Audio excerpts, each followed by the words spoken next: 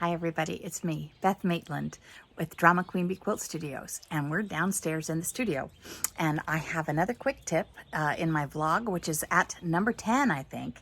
I have a little quick tip for what to do with some of that extra scrap fabric and batting and basically fabric trash that you throw away when you're squaring up your quilt or taking off the selvages. Actually, I have two tips. The first one is loads of fun because in vlog number 9, you got to meet some of my pets, my 3 dogs, Aggie, the Scottish Deerhound, and Buster, the rescued Jack Russell Terrier cross, and Rango, my daughter's Australian Shepherd. And so they run freely in and out of my quilt studio, but they are not allowed to sleep on anything that's quilted or a customer quilt or any of the materials. But they do come and go and check in on me to make sure I'm keeping honest. So I thought that I would take a few minutes this morning cleaning up around the studio and getting ready for 3 customer quilts that just came in. I'm clearing off my table and getting rid of some trash. And what I did was I took a whole bunch of my cuttings, all my junk that aren't scraps to use for scrap quilts or extra strips to use for binding or strip sets. The stuff that's just really literally trash, I throw away and I leave it in a basket next to my cutting table. And then on mornings like this, when I'm trying to clear up, I go through and I take my rotary cutter and I have a field day. I lay things out kind of in an organized fashion on my cutting table, and then I take my rotary cutter and I cut. I also always keep a bolt of bleached and unbleached muslin in my studio. They're good for any kind of samples I want to make, backing if I need a stabilizer for improvisational blocks, or strip piecing if I need to cut out squares to do diagonal strip piecing on. All kinds of things that you can use muslin for. I always keep a bolt of both unbleached and bleached muslin in the studio. So today I cut width of fabric by 30 inches, a rectangle, and here's what I made it into. I sewed up the sides so that it looks basically like a pillowcase. And this is the base for what will be a dog bed.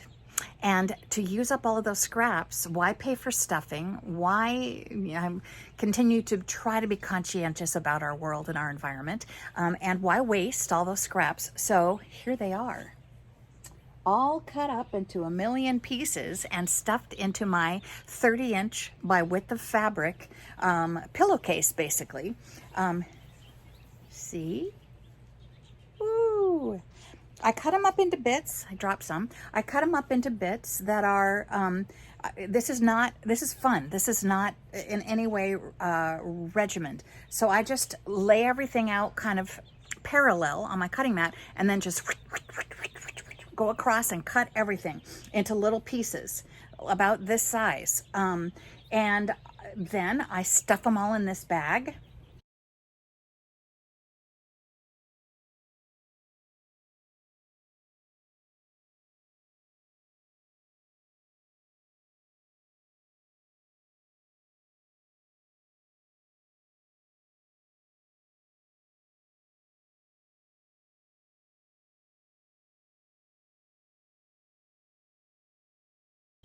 And now I will take this and turn it all in to the inside like that, a couple of inches. And I'm going to top stitch from edge to edge and make this into the base for a dog bed. I'm going to then quilt with some scraps, a covering that's 30 inches times 2, plus the width of fabric times 2. I'm going to make basically a quilt, an old scrappy piece of quilting, and this also works if you have old quilts that get damaged or stained. This is a perfect use for them to turn them into dog beds. And then I will stuff it with this pillow that I've made and lay them around the studio for the dogs to take their naps. They're great gifts if you actually want to piece something with dog print fabrics or some special puppy in mind. It's a great way to use up your scraps in the stuffing and have a fantastic gift for a new puppy or anything of the like. So that is my number one way to use up my garbage. It's really literally just trash. And when I'm going through all of that, I often find pieces that I shouldn't have thrown away in the first place, or got too aggressive with my cutting, or it was the end of the day and I was clearing up quickly, and I will be able to then cut those into bits, squares, triangles, other usable shapes for scraps, and put them in the basket that I keep right by my sewing machine where we're sitting. This is my big sewing station, and my big Tula, beautiful B770 by Bernina, my big quilting model with the deep, wide throat and table for me to be able to do all kinds of larger piecing.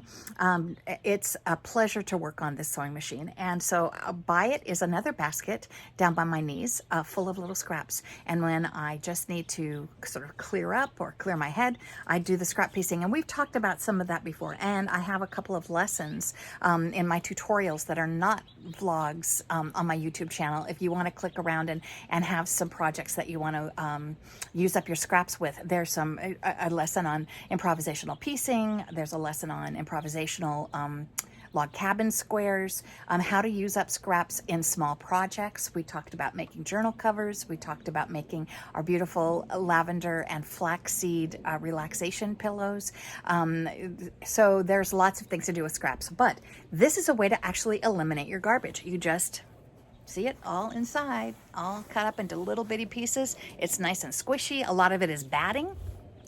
Some quilters only use their scrap batting in dog bed stuffing, but it's fabric, and once it's cut up and scrunched together, it's nice and soft. And out in the yard, they sleep on the ground on rocks and dirt and chips and bark and grass. So I'm sure that they are going to find this a little bit more luxurious, even if it's got fabric and batting and leftover thread. All kinds of things are in that trash. I never, when I'm at my cutting table, I never put paper or foam or metal. I never put anything that the dogs can't be cut into bits for this particular use in that basket. I have other trash cans around the studio for other things like plastic and other items, but that one is just for fabric only. I'll insert a little picture right here. That's the trash pile. And this is the top of my cutting mat. It's just a little batch of scraps that when squaring up blocks or squaring up a quilt or trimming off selvage edges, I just that's where the cuttings go, and this is where they end up. And pretty soon, probably this is about Buster size. Rango could probably fit on it too. Once I finish on the long arm, another scrap project that I've got going, and make it into a dog bed, it will be another soft, sweet spot, homemade, handmade, and using up things that I would ordinarily have just thrown away. So that's my number one tip. We have to go to another part of the studio to see my number two tip, and that involves things like selvage edges. And when you're cutting 5-inch squares or 4-inch squares, there's always a few little strip pieces that are too narrow to sew into strip sets or to improvisational quilt with. Anything under an inch, I don't save. Instead, I cut them into little strips about maybe 8 to 10 inches long by under an inch or less wide, little strips, and we'll walk across the studio and take a look at what I make with those. What do you have in your closet? This is my little closet area of my studio where I keep my extension cords, my umbrella, my outdoor seats, a folding chair or two, my broom, my mucker boots, more umbrellas, my rain boots, and this.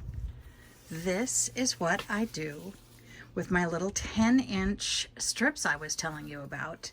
My 10-inch by like 1 inch or less pieces. I took a bunch of twine. Let's see if I can get the full version here. I took some twine and I stretched it all out and I started tying all my little bits in. And I'm making a party garland.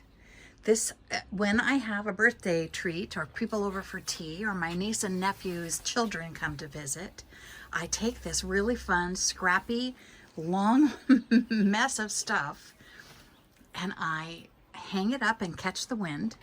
And it's the way that I deal with my little selvage edges and my little pieces of whatever scraps I cut off of the ends of things. And if I'm trimming along the side of a quilt binding, if I'm trimming up, squaring up a quilt and there's selvage edge that's long and thin, I just cut it into 10-inch strips and come over here and tie it in a square knot along the twine. There we go. I'm trying to videotape this and demonstrate. So I just make a square knot out of the little bits on the piece of twine. And this actually is 20 feet long into all kinds of little pieces. And it's almost full. There's a few bald spots, but I'm filling those up quickly. And this goes from one fence post to the corner of the house. And it wiggles in the breeze and it looks like a party. So this is what I do. I make party garlands. I've sent a couple to my niece for birthday parties that she's used outside on her patio. They're so fun and they're so festive and they're so colorful, and they're the little bits and pieces. Like I said, a couple of bald spots. But even if you don't even do them this tight, if you want to spread them out once they're hung, you can spread them and not have them quite so tight together. But they're so festival, party, fiesta, fun. So that's what I do with my little end scraps. And that's what I keep in my corner closet. So anyway, thank you for joining me today. This is Beth Maitland, and we are downstairs in the Drama Queen Bee Quilt studio, and time to take those muck boots and go out and feed the horses. So we'll be with you again for another blog post shortly. Thank you again for joining me, and everybody go out and make something. Go out and create, plant something, grow something, make something, cook something. Make this a creative day. All the very best. Take care. Be well.